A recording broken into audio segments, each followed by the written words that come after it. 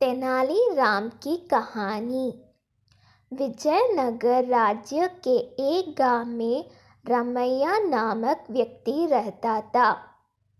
गांव के सभी लोग उसे मनुष्य मानते थे। उनका मानना था कि यदि सुबह उठकर किसी ने सबसे पहले रमैया का चेहरा देख लिया तो उसे पूरे दिन भोजन नसीब नहीं होगा। जब यह बात महाराज कृष्णदेव राय तक पहुंची तो उन्होंने इसकी वास्तविकता जानने का निर्णय लिया। उस रात रमैया को राजमहल बुलाया गया और महाराज के कक्ष के सामने वाले कक्ष में उसके रहने की व्यवस्था की गई। रात भर रमैया उस कक्ष में सोया। अगली सुबह महाराज कृष्णदेव सीधे रमैया के कक्ष में गए और उसका चेहरा देखा।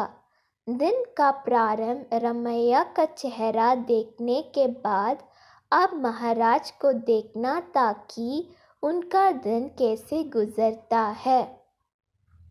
उस दिन दरबार में जाने के पूर्व वे भोजन के लिए बैठे ही थे कि उन्हें तुरंत किसी आवश्यक मंत्रान हेतु बुलवा लिया गया।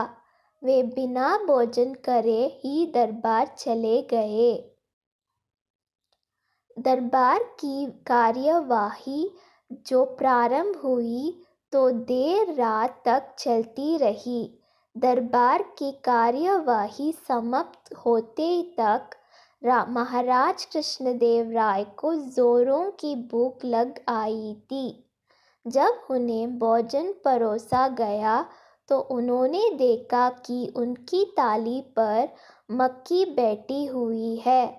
उन्होंने भोजन छोड़ दिया और अपने शयन कक्ष चले गए। कुछ देर बाद रसोइया जब पुनः भोजन बनाकर लाया तब तक उनकी भूख मर चुकी थी। वे बिना खाए ही सो गए। अब महाराज को विश्वास हो गया कि रमैया मनुष्य है। उन्होंने उसे फांसी पर चढ़ा देने का आदेश दे दिया।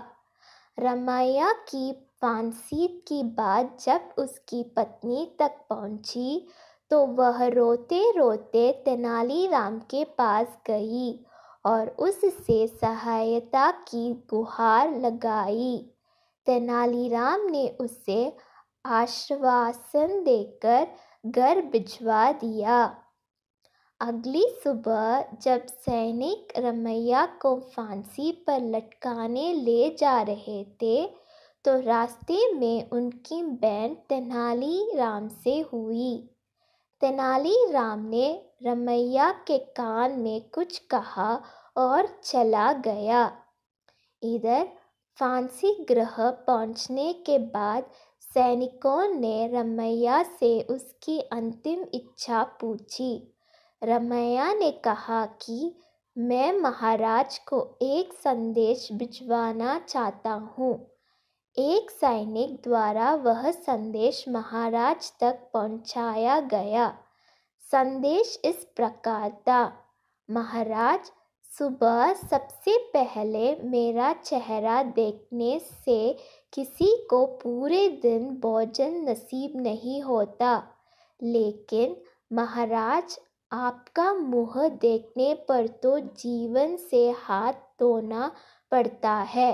बताइए ऐसे में ज्यादा मनुष्य कौन है।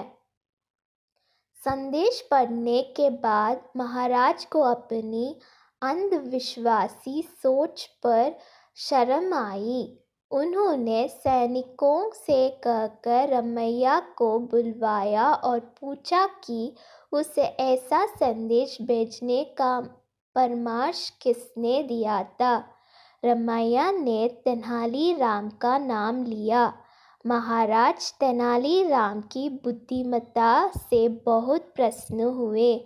उन्होंने रमैया की फांसी की सज़ा निश्चित कर दी और तेनालीराम को पुरस्कृत किया।